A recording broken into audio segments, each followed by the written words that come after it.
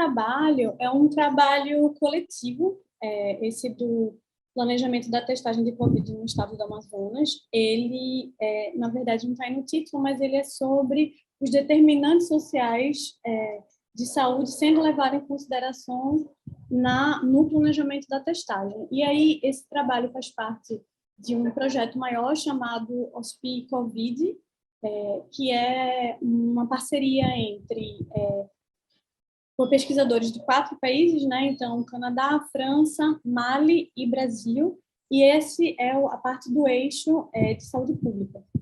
Então, só para dar uma contextualizada no trabalho. Bom, para conter o avanço da Covid, né, as principais respostas do sistema de saúde devem estar baseadas em medidas de prevenção e controle, e a testagem faz parte disso. Então, a gente queria entender, diante do contexto brasileiro de desigualdades sociais e barreiras no acesso aos serviços de saúde, se isso poderia agravar a situação da pandemia, que, enfim, normalmente a gente tem chamado aqui de sindemia, vou explicar, e aí a gente foi avaliar esse planejamento no estado do Amazonas a partir dos determinantes sociais de saúde. Então, só para dar um contexto, o Amazonas é o maior estado do Brasil, em extensão territorial, e tem uma densidade demográfica pequena. E é um dos estados mais desiguais do país, se a gente se baseia no índice de Gini. 62 cidades do estado, elas só são possíveis de acessar por via fluvial, então isso dificulta também o acesso a que várias coisas cheguem lá. E a gente tem visto na televisão que tem sido um dos estados com uma situação mais crítica, né? Com mortes de pacientes por asfixia, né? Problema da falta de oxigênio, falta de leito, a chegada de uma nova variante, que tinha uma outra transmissibilidade, enfim. Aqui a gente tem adotado o conceito de sindemia porque tem achado que ele se adequa bem ao nosso propósito de tratar de determinantes sociais de saúde.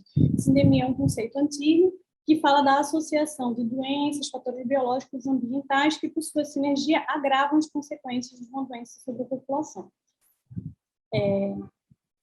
E aí, bom, a nossa metodologia foi, a gente fez uma pesquisa qualitativa por meio de estudo de caso, a gente fez entrevistas semi-estruturadas individuais com 11 informantes chaves, que foi uma diversidade de atores que estavam implicados no planejamento e na implementação da testagem.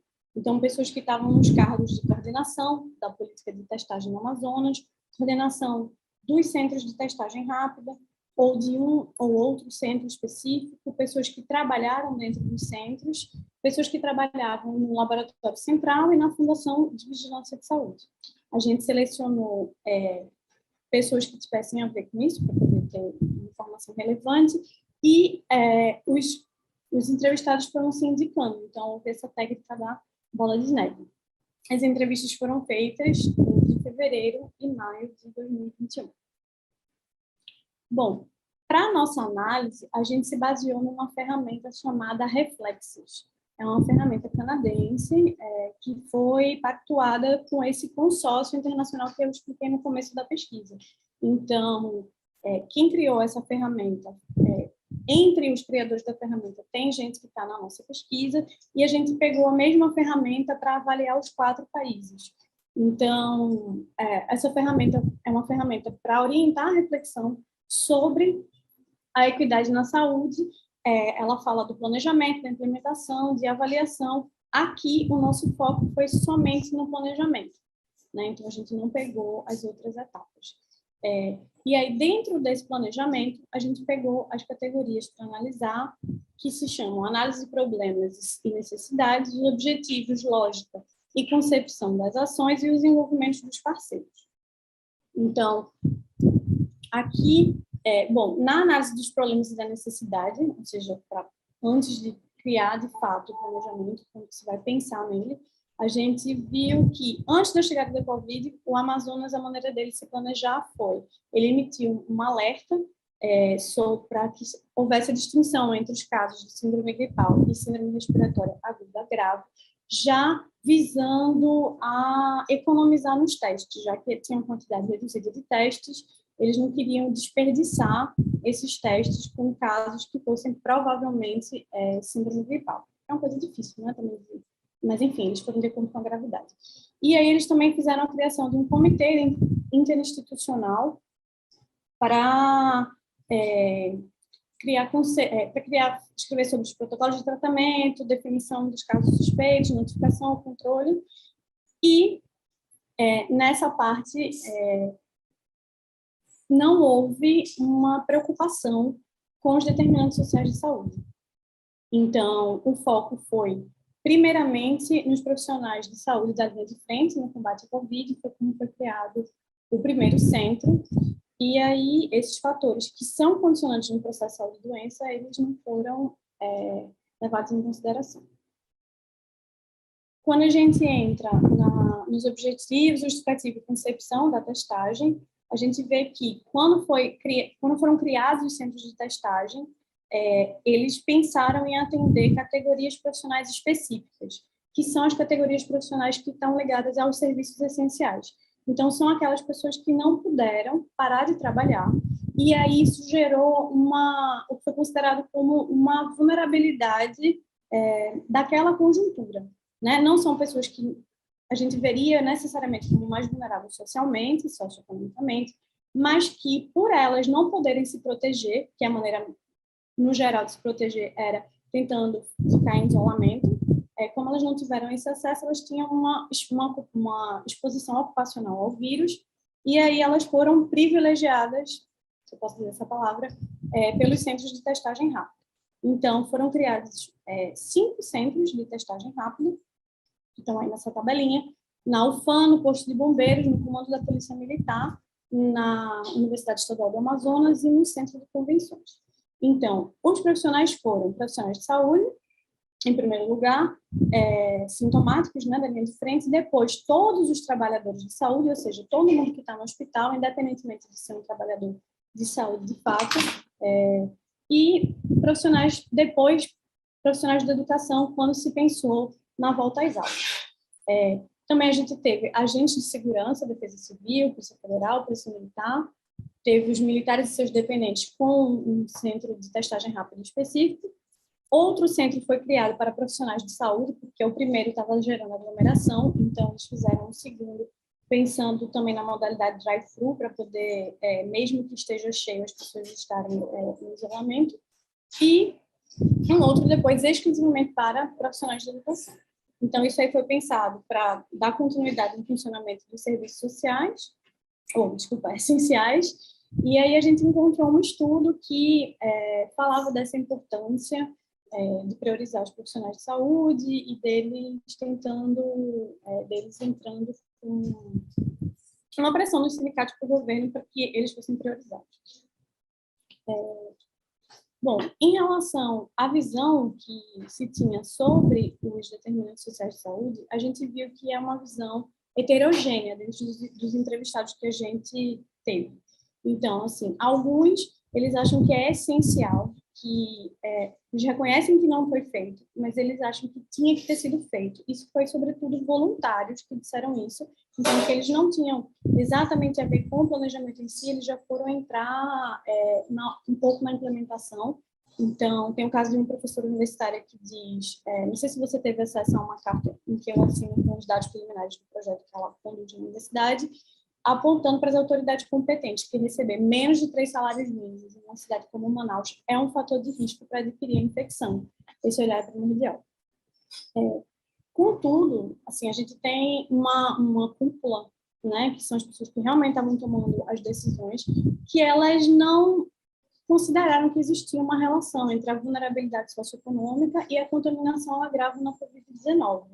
Então, a gente tem um caso aqui de uma pessoa que diz assim, eu não vejo essa questão de que está acometendo mais pobre do que outra clientela, outra faixa social. Eu acho que o acometimento está igual. A gente divide assim, os que andam de carro e os que andam de ônibus. No estrangulamento é a questão da superlotação dos ônibus, mas nos mercados, o mercado vai tentar rico como pobre. A única coisa que eu vejo em relação à desigualdade está no transporte urbano. Bom, a gente vê que isso também foi justificado pela quantidade insuficiente de testes, né? Como tinham poucos testes, eles eram escassos, o tipo de prioridade que foi dado não foi pensado nisso. E aí a gente vê outros estudos que mostram que o enfrentamento à pandemia, ele tem uma melhor repercussão quando você tem uma testagem em massa. Não foi o que aconteceu em nenhum dos casos que a gente teve nesse consórcio, né? Os 4 países, nenhum deles houve testagem em massa e nenhum deles levaram em consideração os determinantes sociais de saúde. Bom, um outro critério foi o envolvimento dos parceiros na criação desses centros de testagem rápida. Houve muita parceria, como a gente viu, com as universidades, e foi uma parceria, assim, de espaço físico, né? Então, foi usado o espaço da universidade para que aquilo fosse feito, equipamentos da universidade e, principalmente, mão de obra voluntária, né? Não teve contrato, não teve remuneração, as pessoas, às vezes, dependiam até de doação, teve um lanche oferecido por restaurante, lanchonete, enfim. E esses voluntários, eles eram provenientes, sobretudo, de formações técnicas e superiores na área de saúde.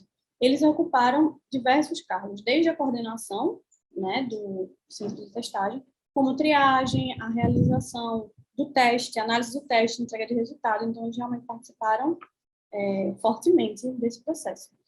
E aí a gente pensou que tais parcerias elas refletem a fragilidade do nosso sistema de saúde e a falta de recursos humanos para lidar com a Covid, ao mesmo tempo que aponta para uma governança colaborativa. Os diversos atores trabalharam pelo bem público.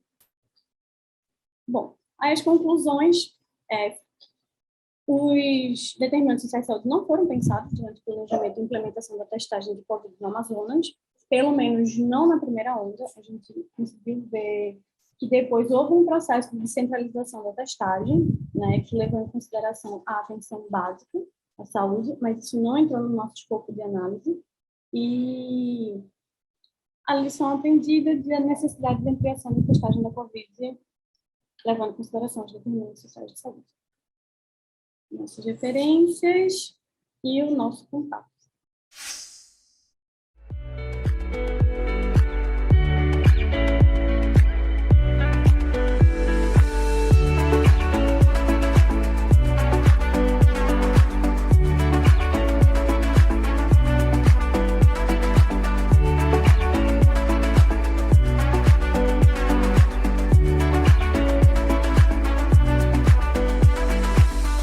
Então tá. Então, boa tarde a todos. Eu me chamo Aline Lobato de Farias. Eu sou mestranda de um programa de saúde coletiva da Universidade Federal do Pará, que é o Programa de Saúde, Ambiente e Sociedade na Amazônia. Juntamente com os meus companheiros, né, de mestrado, que é o Márcio Afonso e a Vitória Tavares, e o nosso orientador João Simão, publicamos aqui para o evento, né, o trabalho, a repercussão da política de incentivo à vacinação contra a Covid-19 no estado da Amazônia brasileira. Então, assim, de maneira introdutória, né, para apresentar um pouco do panorama atual dos números de casos, de óbitos no Brasil, né, eu trago aqui um pouco da taxa de incidência acumulada, de mortalidade.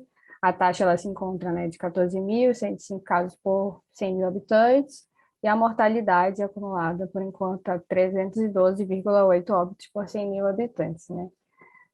E ao longo desses 2 anos de pandemia, o número de casos e óbitos nas regiões ela se deu de maneira muito heterogênea, né? E aí a gente pode perceber, por exemplo, que a região sul, centro-oeste, ela se destaca aqui com maior número de casos e também uma taxa de mortalidade bem alta, seguidos das regiões nordeste, sudeste e norte.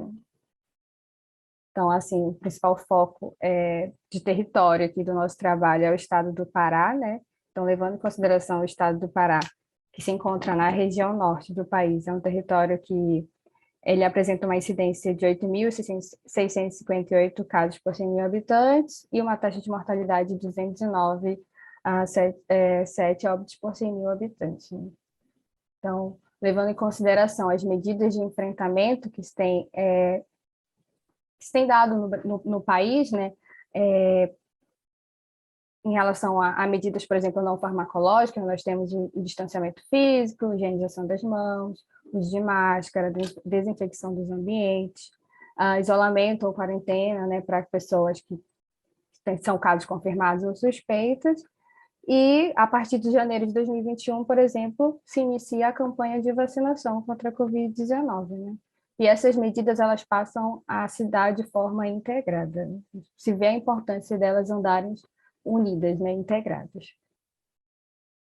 E aí a gente pode perceber, por exemplo, com o avanço da vacinação no Brasil e no Pará, que o percentual da população vacinada durante esse período da campanha no Brasil e no Pará foi aumentando de maneira progressiva, principalmente a partir do segundo semestre de 2021, né? Principalmente entre os meses de novembro, dezembro, e agora, né, nesse primeiro trimestre de 2022, ele tem se mantido, as aplicações têm se mantido constantes, né? Tanto para a primeira quanto para a segunda dose. Então, o que que nos motivou, né, a focar um pouco mais, né, sobre essa questão das repercussões, né, da vacinação, principalmente no estado do Pará, porque a gente percebeu que a vacinação ela ocorreu de maneira muito capilarizada, né, entre as três esferas de governo, União, Estado e município. E aí eles adotaram diferentes medidas de incentivo à vacinação. E aí, quando a gente leva em consideração o estado do Pará, a gente percebe que a exigência da comprovação de vacinação, ela começou, aliás, para receber uma renda chamada Renda Pará, né, o Estado ele começou a exigir a comprovação de vacinação para receber essa renda, né? E essa renda ela é um recurso financeiro direcionado para aquelas pessoas mais atingidas social e economicamente pela pandemia de Covid-19. Então, nosso objetivo é avaliar a exigência de comprovação de vacinação para o pagamento desse benefício social no estado do Pará e de que forma ele influenciou na vacinação da população paraense. Então, trata-se de um estudo transversal, com dados referentes à campanha de vacinação contra a Covid-19, que foi disponibilizado pelo Ministério da Saúde. E a gente pode encontrar esses dados aqui no Open Data SUS, com dados individualizados, né, das doses aplicadas durante esse período, né? E a gente definiu como período de estudo um intervalo de 7 dias que antecederam a... Deixa eu só tirar aqui rapidinho. Tá. Definiu-se como período de estudo um intervalo de 7 dias, né, que antecederam e sucederam a publicação desse decreto, que é o decreto de número 2044 de 2021, do governo do estado do Pará, que a publicação ocorreu no dia 6 de dezembro de 2021, né? Os decretos eles foram sendo atualizados aqui no estado, e aí, a partir desse, que começaram a exigir o comprovante de vacinação para receber essa renda, né? Então, algumas medidas, por exemplo, como frequentar alguns espaços, já exigiam um comprovante de vacinação, mas para receber a renda foi a partir desse decreto. E aí nós obtivemos o número de doses aplicadas diariamente para calcular a média móvel de primeira e segunda doses aplicadas, e depois a gente comparou as médias desse período antes e depois do decreto, né? Utilizou os testes de normalidade para saber se houve uma distribuição normal ou normal e o teste T pareado. Então, no período estudado, foram aplicadas 130.961 primeiras doses e 247.190 segundas doses, né? E aí, o que a gente pôde perceber? Que, após o decreto, houve um aumento de 108% para as primeiras doses e de 20% para as segundas doses, né? O decreto foi no dia 6 de dezembro, então a gente pode perceber que as aplicações, né, de primeira dose e segunda dose foram aumentando nesse período após o decreto. Então, percebemos um aumento significativo nesse quantitativo, né, de primeiras doses aplicadas na semana posterior ao decreto, comparando, por exemplo, com a semana anterior, né? Então, na semana anterior tinham 4.861 a média, né, diária de aplicação dessas doses era de 4.861 e depois do decreto, por exemplo, essa aplicação diária passou para 10.116, né? E esse aumento também foi observado no quantitativo das segundas doses aplicadas, né, que antes era de aplicações diárias de 14.104 e passou para 16.981. Então, ainda que tenha ocorrido, né, esse aumento significativo na aplicação das doses, em especial da primeira, por exemplo, né, houve uma tendência de queda a partir da segunda quinzena, né, do mês de dezembro. Então, a gente pode perceber que após o decreto houve esse aumento, mas aí a partir da segunda quinzena, essa tendência começa a diminuir, né? Esse quantitativo de doses aplicáveis diariamente. O que a gente pode considerar, né, a partir disso, né, levando em consideração a exigência, né, desse comprovante de vacinação para receber esta renda, né? É que esse efeito ele foi imediato, né? A gente analisou os 7 dias antes, 7 dias depois do decreto. Mas aí quando a gente começa a perceber depois que esse efeito não se manteve por muito tempo, não começa a cair a média móvel de aplicações de doses, né, aqui no estado. Então, a gente considerou que, por exemplo, é uma época, a partir do dia 15 de dezembro, né, que as férias escolares começam, né, as pessoas começam a entrar em férias escolares, começam a viajar, e isso pode ter influenciado, por exemplo, na busca pela vacinação nesse período, né, são períodos de excesso. Então, o que a gente percebeu também que é necessário identificar, contudo, é necessário identificar que as características sociodemográficas desses indivíduos, quais características sociodemográficas desses indivíduos que buscaram a vacinação, por exemplo, logo após o decreto estadual, né? Para que a gente possa apontar, por exemplo, quais grupos foram motivados a buscar essa vacinação pós-decreto e porque receber essa renda está, por exemplo, condicionada à comprovação da vacinação. Então, é isso. Agradeço a oportunidade, né, de apresentar o nosso trabalho.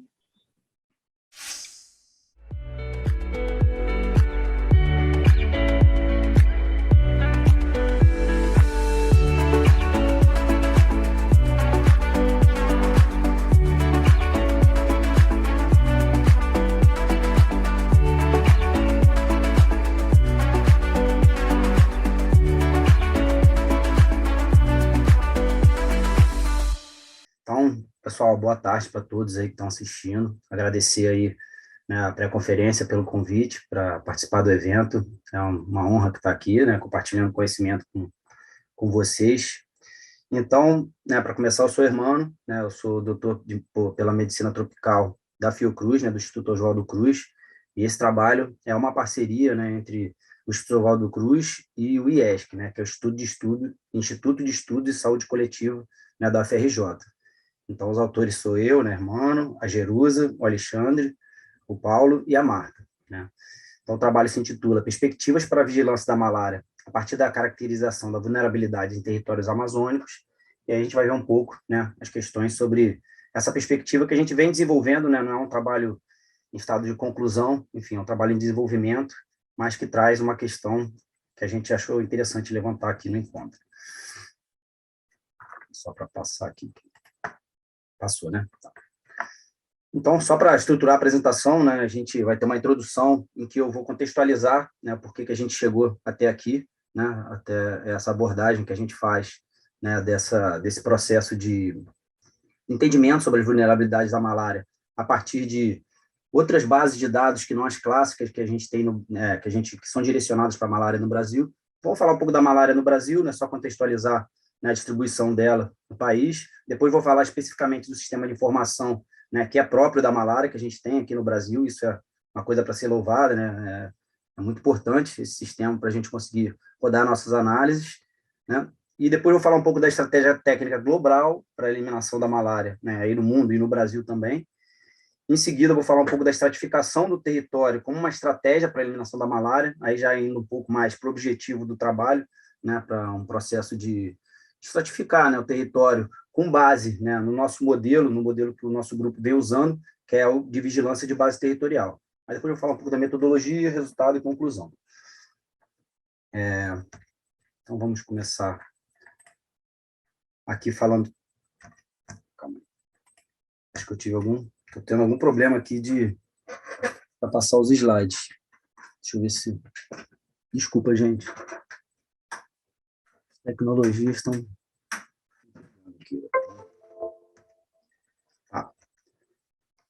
Então, assim, né, acho que é importante a gente destacar, né, que a malária é um agravo que tem a distribuição heterogênea pelo país, ela é concentrada principalmente na região amazônica, né, mas ainda assim, né, dentro desse contexto, existe uma grande heterogeneidade na distribuição dela, né? Então, a gente tem, né, os diferentes estados, né, da região da Amazônia Legal, né, concentrando, né, diferentes níveis de risco, né, para essa doença que a gente está analisando. Então, assim, a gente sabe que essa heterogeneidade, né, ela se dá, né, e aí outros colegas colocaram aqui, né, essa questão dos determinantes sociais, e a gente também trata de alguns ambientais da saúde aqui, né? Então, assim, né, a distribuição desses determinantes, eles vão estar, obviamente, né, não determinando de forma absoluta, mas influenciando na ocorrência do ciclo da doença nos diferentes territórios pelo Brasil, né? Então, para a construção, né, dessa estratificação, e aí a gente fala em termos mais epidemiológicos e sobre especificamente os serviços de saúde, a gente tem o CIVEP no Brasil, né, que é um sistema de vigilância epidemiológica, né, para o agravo. Ele foi, a partir de 2003, ele foi sistematizado. Então, ele é um sistema muito importante para a gente conseguir várias variáveis sobre os casos, né, sobre as notificações de casos. Então, a gente consegue, né, fazer de uma forma bem sistematizada e bem padronizada as nossas análises no país, né, porque a gente tem esse sistema muito bem estruturado, né, que é específico para a região amazônica, que é a região endêmica do país, né? A gente tem a malária fora da região amazônica, né, uma malária extra-amazônica, mas a região realmente endêmica no país é a região amazônica, então a gente vai tratar mais disso aqui. Então, o sistema de informação para notificação de casos de malária diagnosticado na Amazônia Legal, no Brasil, né, a partir de 2003. E ele possui aqui, né, eu nem coloquei assim, né, especificando as variáveis, só coloquei esse conjunto aqui para a gente ver que são muitas variáveis, né, e são aproximadamente 40 variáveis que são mais sistematizadas por esse sistema de informação, e eu só classifiquei aqui os tipos, né?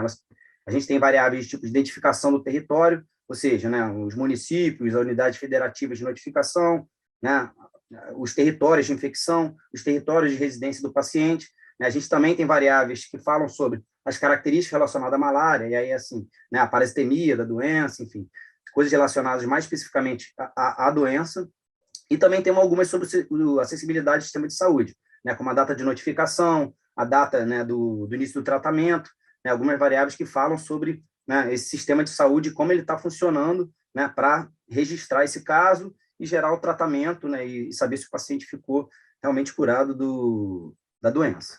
Então, a gente tem esse sistema de informação bem estruturado, no entanto, ele não dá conta, obviamente, né, de todas as dimensões, né, que a doença tem, né? Ela tem várias determinações sociais que o sistema de informação só não vai conseguir abarcar. Então, um pouco sobre isso que a gente quer falar aqui nesse trabalho, né?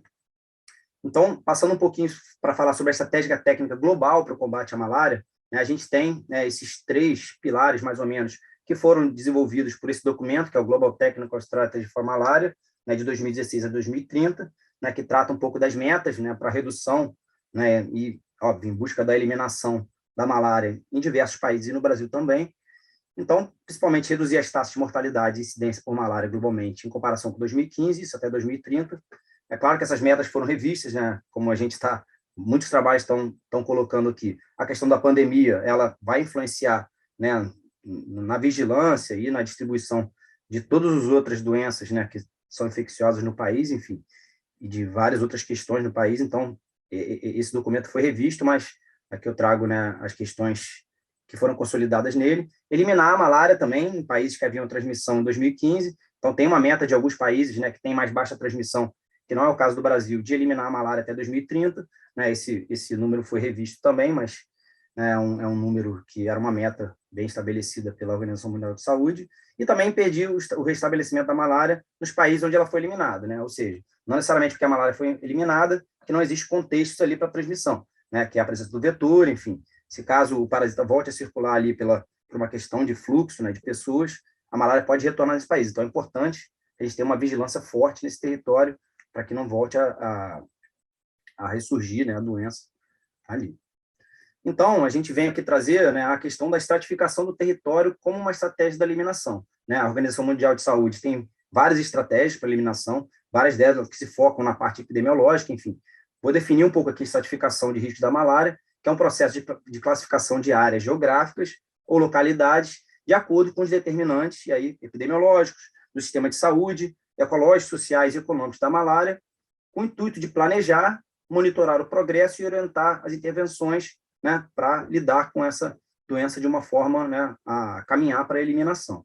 Então, aqui a gente já coloca, né, que a gente tem diversos determinantes, os epidemiológicos, o sistema de saúde, que o CIVEP, como eu coloquei, abarcam, mas a gente tem outros determinantes, né, que influenciam na malária, que esse sistema de informação não dão conta, né? Então, com base nisso, né, o nosso grupo ele se estrutura muito, né, com esse marco teórico, que é a vigilância de base territorial, né, não fomos nós que desenvolvemos esse termo, né, a gente tem um professor lá na Fiocruz, que é o Paulo Sabrosa, que foi quem, né, caminhou junto com a gente na construção dos nossos marcos teóricos, né, da gente como grupo, a gente deve muito a dele, então, para deixar aqui um agradecimento ao Paulo, que é uma referência para a gente. Então, falar um pouco da vigilância de base territorial, né, ela assume o território enquanto uma unidade central de análise para a gente entender esses processos que são complexos, né, de produção das doenças e para a gente propor ações de controle, né? Então, a gente tem uma vigilância, né, que hoje em dia ela é um pouco fragmentada, vamos dizer assim, a gente tem vigilância epidemiológica, a gente tem vigilância entomológica, vigilância sanitária, vigilância ambiental, que, né, às vezes abarcam uma mesma questão, um mesmo problema de saúde, né? Só que esse problema de saúde ele tem todas essas dimensões como, né, algo próprio dele. Então, é importante que a gente, né, pense uma vigilância que consiga pensar de forma integrada, né, que consiga pensar em todas as dimensões ao mesmo tempo. E a vigilância de base territorial, a gente acredita, né, que traz, né, essa abordagem metodológica que permite isso. Ele tendo o território como unidade central, e aí território, a gente pode falar em muitas escalas, né, desde, enfim, você mais pragmático, pode falar de um bairro, né, de um município, de um estado, vai depender da escala do estudo,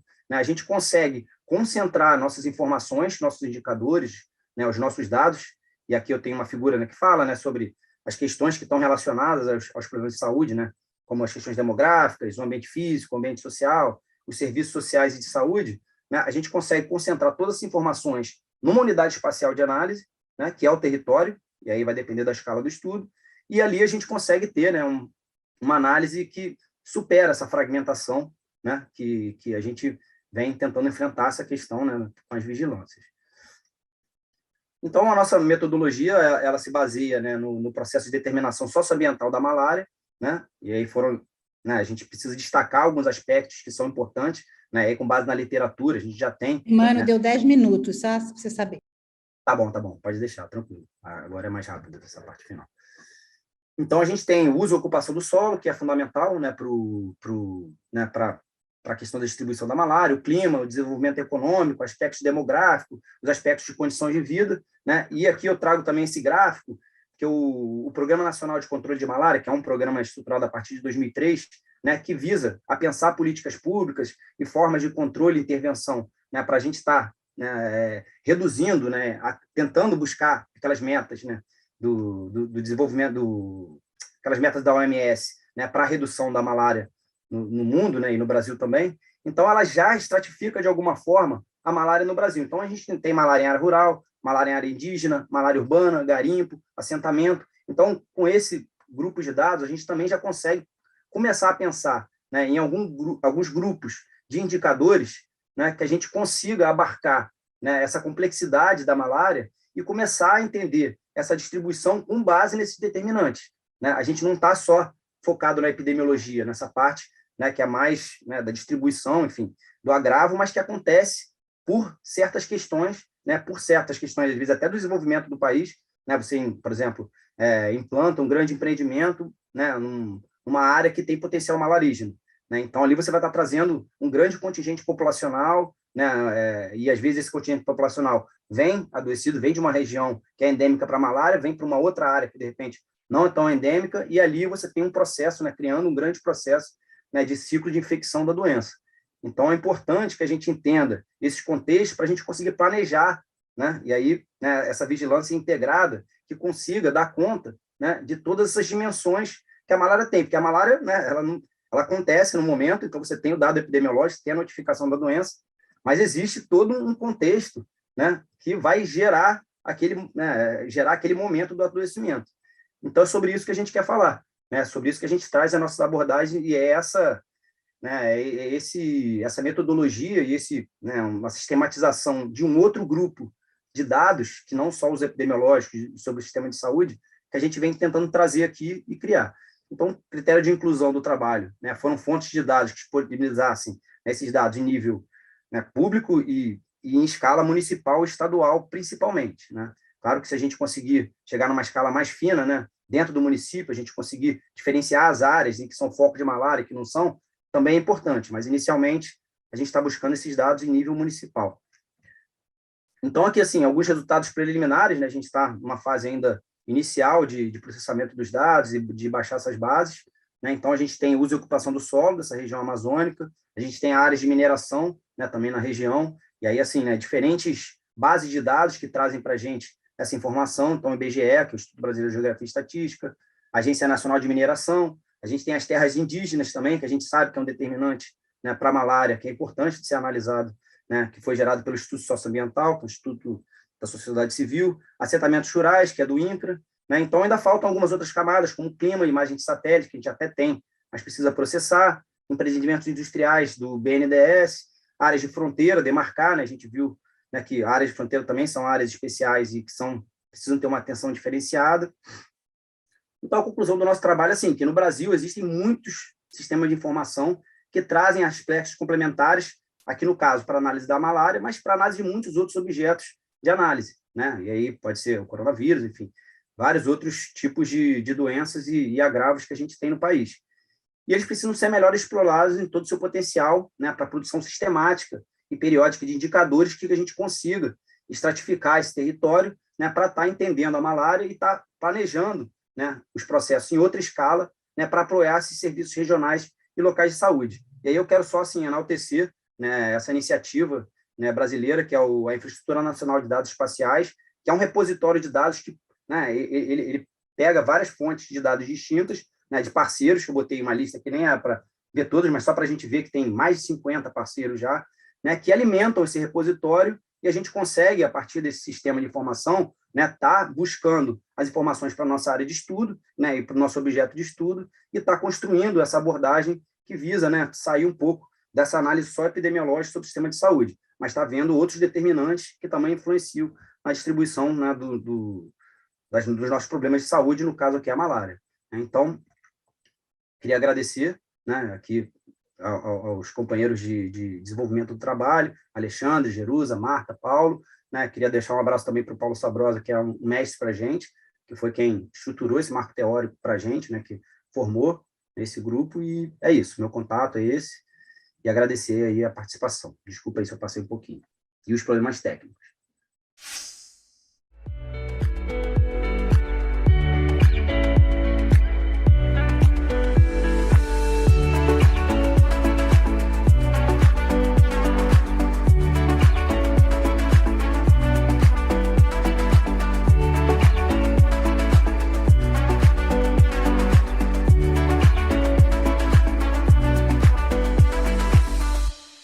Então, gente, meu nome é Cristiane Abdon, eu faço parte de um grupo de pesquisa do Programa Integrado de Pesquisa e Cooperação Técnica em Formação e Avaliação da Atenção Básica do Instituto de Saúde Coletiva, da UFBA. O estudo que eu vou apresentar intitula-se Atenção Primária à Saúde nos Planos Estaduais de Contingência para o Enfrentamento à Covid-19 no Brasil. Esse estudo está alinhado num subprojeto intitulado Atenção Primária à Saúde e Vigilância à Saúde da Pandemia da Covid no Brasil, que faz parte de um grande projeto guarda-chuva intitulado Observa a Covid, a análise de modelos e estratégias de vigilância em saúde da pandemia da Covid. São 7 subprojetos, com diversos pesquisadores, um projeto financiado pelo CNPq, e o nosso estudo, então, a atenção primária à saúde nos planos estaduais de contingência, está alinhado no subprojeto 2. A equipe está colocada, eu, a professora Rosana Aquino, a professora Ana Luísa Vilas Boas e a professora Nília, todas da Universidade Federal da Bahia, e as doutorandas Amanda Ribeiro e Fernanda Rodrigues. Alguns aspectos introdutórios, primeiramente, a gente falar do quanto que a pandemia demandou, né, no Brasil e em todo o mundo, a reorganização dos sistemas de saúde, né, então uma verdadeira corrida contra o tempo para se organizar e para formular políticas adequadas em resposta a uma situação que se configurou como uma emergência em saúde pública de importância internacional. No Brasil, foram elaborados planos de contingências que projetaram medidas assistenciais, medidas preventivas para a contenção do vírus, controle de propagação da doença. Estes planos de contingência, que são os planos de preparação e resposta às emergências públicas, eles são antigos, né? É algo conhecido da gente. Não é agora, não é de agora que a gente trabalha com esse instrumento de planejamento de gestão. Ele é um importante instrumento que visa formular intervenções adequadas e oportunas diante de situações que constituem um risco imediato de produção, disseminação, agravo de danos à saúde da população e que implicam na necessidade de adoção de medidas imediatas. Então, plano de contingência da dengue, da arbovirose moderada, do sarampo, da influenza, enfim, são nossos velhos conhecidos. E foi, então, lançado mão desses planos de contingência também no contexto pandêmico. Com relação à atenção primária à Covid-19, é importante a gente lembrar que a experiência, embora a experiência brasileira ela tenha evidenciado inicialmente um conjunto de ações concentradas na assistência hospitalar, diversos autores ressaltam a importância da atenção primária no enfrentamento da pandemia, sobretudo em articulação com as equipes de vigilância à saúde.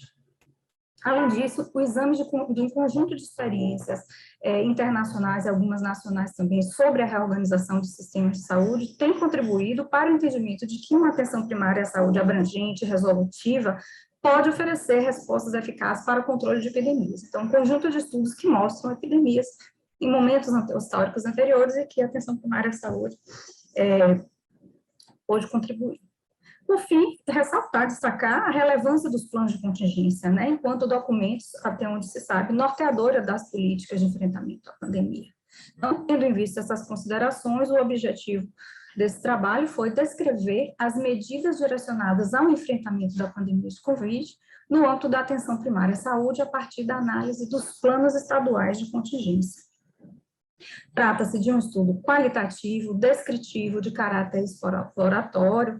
Foram examinadas a última versão dos 26 planos estaduais de contingência e do plano do Distrito Federal, elaborados em 2020 e disponíveis nos sites governamentais. Essa busca aos sites foi realizada entre os dias 7 e 9 de março de 2021.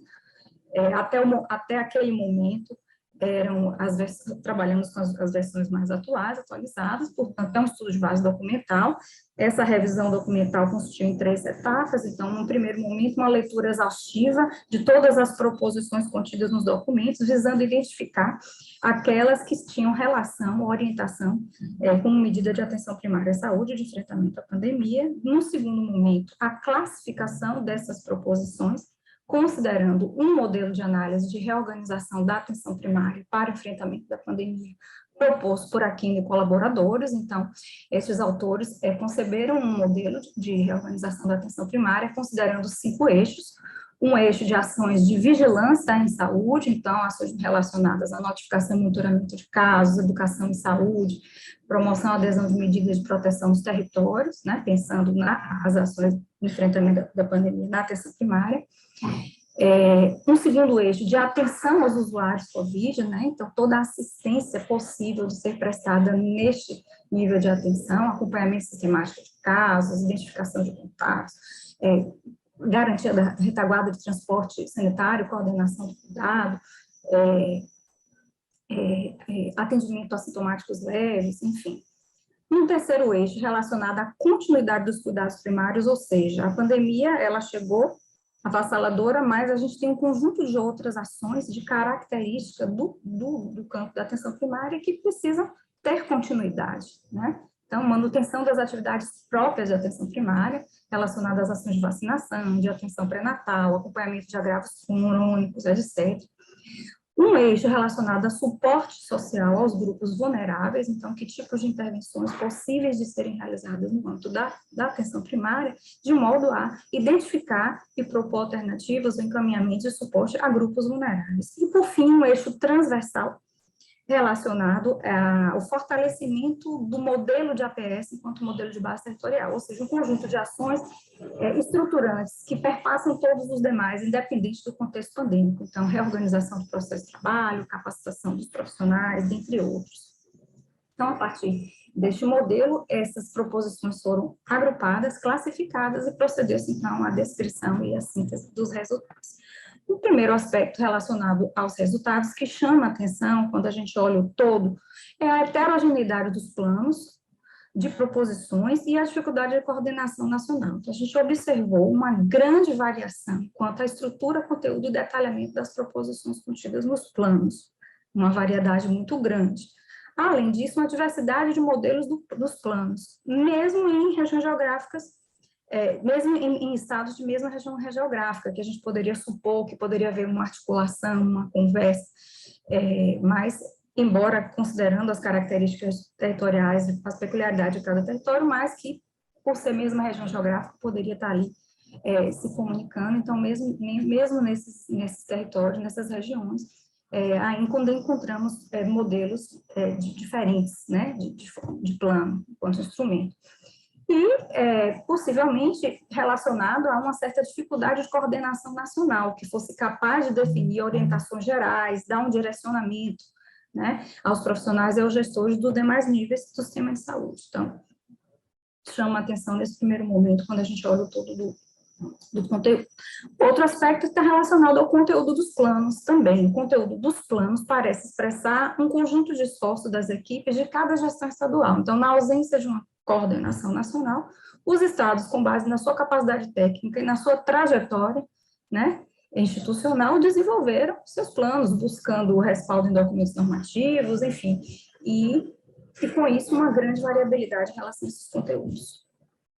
Esse primeiro gráfico mostra para a gente uma visão geral do quantitativo de estados que tiveram proposições de ações em relação aos 5 eixos. Então, a gente observa que o eixo do fortalecimento do modelo de atenção primária de base territorial, a gente encontrou proposições relacionadas a esse eixo na maior parte dos planos. Já os eixos de continuidade dos cuidados primários e o eixo de suporte social a grupos vulneráveis, a gente encontra um quantitativo bem menor. Muitos planos não contemplaram proposições relacionadas a suporte a grupos vulneráveis e a própria continuidade dos cuidados primários, pensando isso no contexto da APS. A atenção aos usuários COVID também foi encontrado um quantitativo de proposições expressivas nos documentos de modo geral e de vigilância à saúde um pouco menos, mas também foram encontradas. Aí, quando a gente vai aprofundar um pouquinho, olhar um pouquinho mais de perto e ver as ações de vigilância em saúde na APS. Quais foram as ações de maior frequência, as proposições que encontramos em muitos planos? Então, proposições relacionadas à identificação e notificação de casos, detecção de contatos, monitoramento de casos, contatos e atividades educativas ou de comunicação social sobre a prevenção de Covid. Então, cerca de 12 planos aí a gente encontrou proposições relacionadas a esses aspectos da vigilância. Não foram encontrados registros dessas atividades, eu diria mais que a metade dos planos, porque a gente teve 27 planos, né? Então, em 15 planos não encontramos nenhuma menção, nenhuma proposição nos planos estaduais em relação a essas atividades.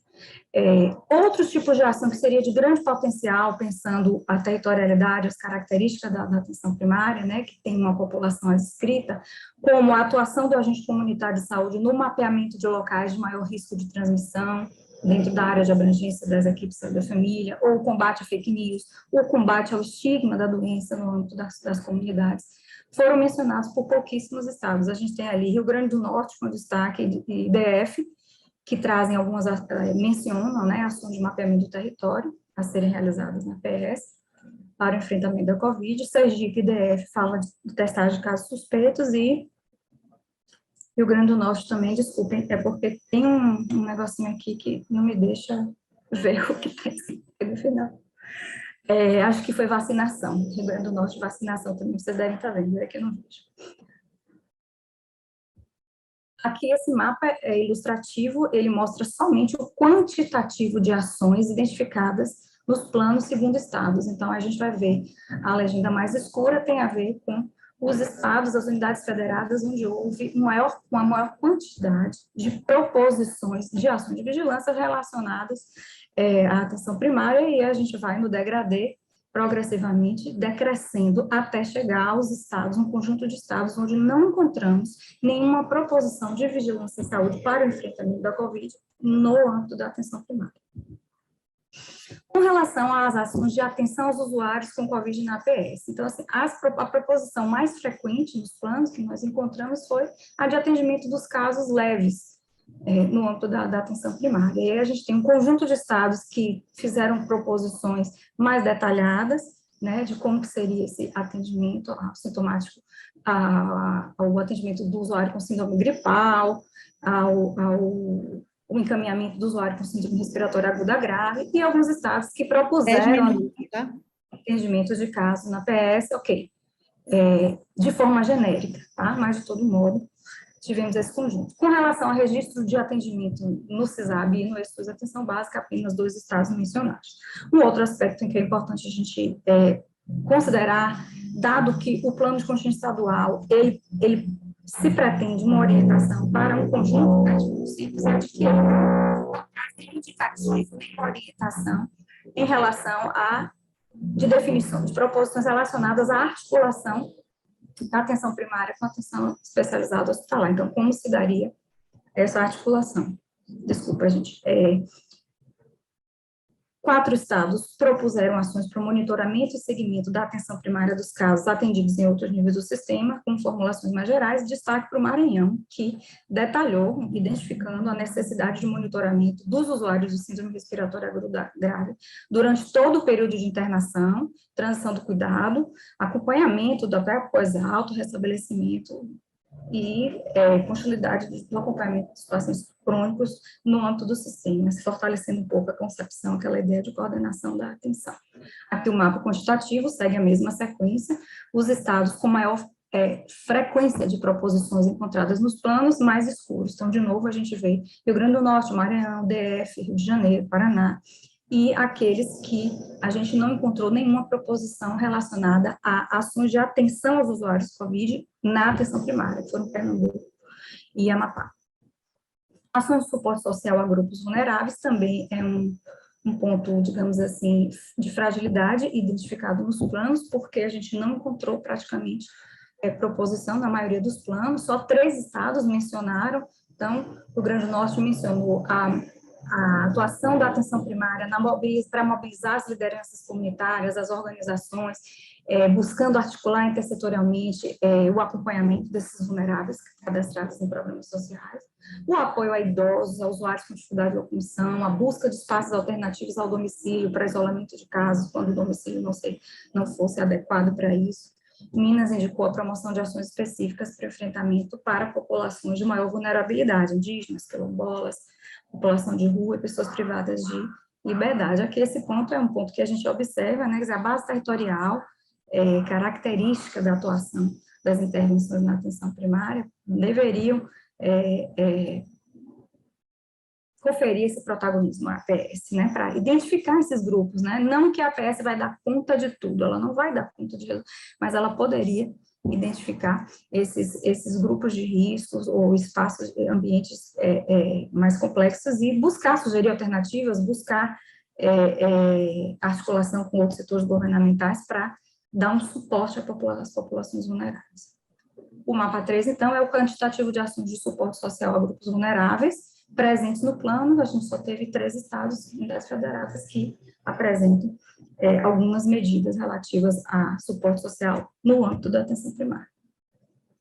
Continuidade das ações próprias da APS, a gente sabe, a própria literatura internacional já evidencia de que houve, num primeiro momento, uma suspensão de um conjunto de atividades no contexto da pandemia de Covid, principalmente no primeiro ano, né, mas que depois essas coisas foram se reconfigurando. Então, 16 unidades federadas não apresentaram nenhuma proposição, né? O que é que a gente faz com aquilo que a gente sempre fazia, já que agora a gente cresceu mais um problema, mas a gente precisa dar conta dos grupos prioritários, dos grupos das doenças crônicas, da atenção à saúde da mulher, saúde da criança, enfim.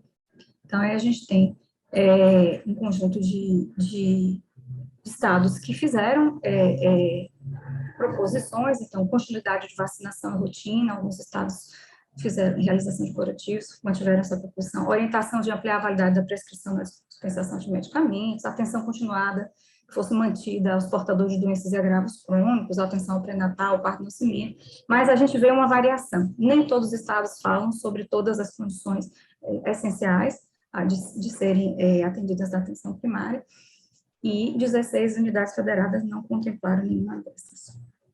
Ainda com relação à continuidade das atenções próprias, o quesito visita domiciliar também chama atenção, porque poucos estados, acho que só cinco estados apresentaram proposições com relação à manutenção das visitas, mas assim, com conteúdo, com propósito diferente, público-alvo diferente, não houve uma uniformidade, pensando assim.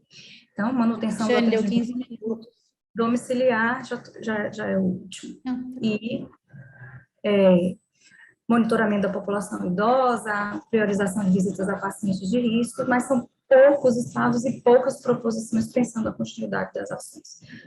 Finalizando já, as ações de fortalecimento do modelo de atenção primária, né? As proposições mais frequentes que foram contempladas em 22 planos de contingências foram a reorganização dos processos de trabalho das equipes e a implementação de protocolos de proteção e segurança dos trabalhadores, dos profissionais e usuários, a atuação no âmbito das UBS, capacitação dos profissionais de saúde na PS também, alguns abordando meios como telesaúde, webconferência, e outros abordando conteúdo, manejo clínico de COVID, ações de vigilância epidemiológica, então alguns estados contemplaram, e apenas 6 unidades registraram proposições para ações de readequação do espaço físico das UBS.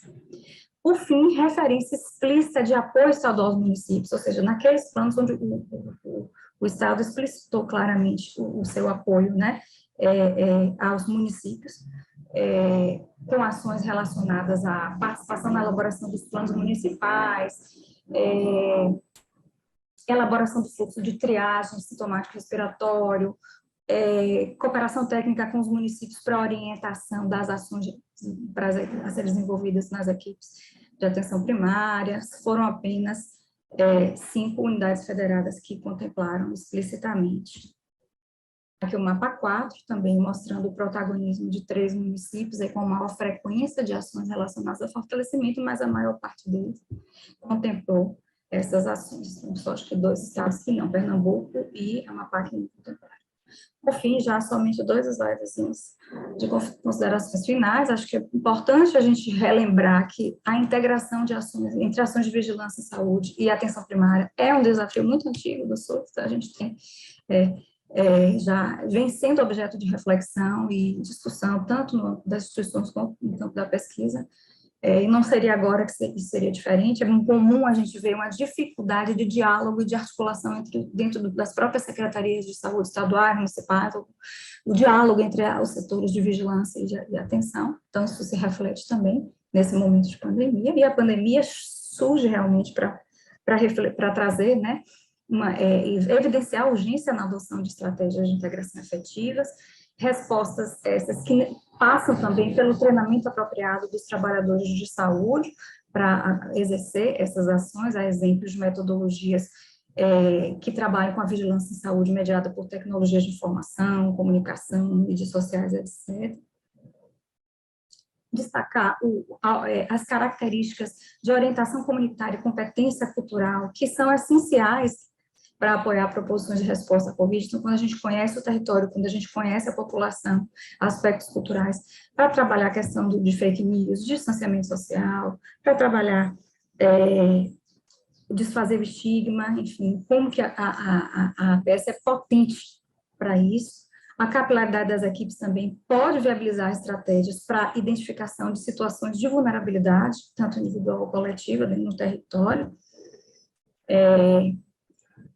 Tudo isso mostrando para a gente o potencial da atenção primária no enfrentamento dessa e de qualquer outra pandemia, considerando a base territorial. E aí, por fim, em síntese, os resultados revelaram para a gente uma falta de consenso acerca do papel da atenção primária no enfrentamento, que possivelmente pode estar relacionada a uma ausência de ação coordenada do governo federal, envolvendo os entes federados. A gente sabe que precisam haver pactuações, articulações, porque um instrumento de planejamento, ele reflete a expressão de uma política, né, e a forma como essa política é implementada. Revelou também um escopo restrito de ações, principalmente relacionadas ao suporte a grupos vulneráveis e à continuidade de ações essenciais da atenção primária.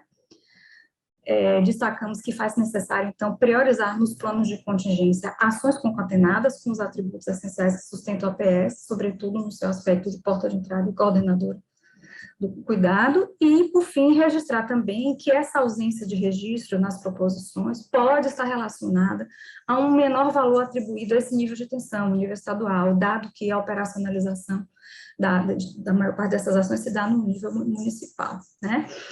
Ou também, o indicativo de que o plano de contingência estadual não foi valorizado como um instrumento para esse direcionamento, para essa articulação.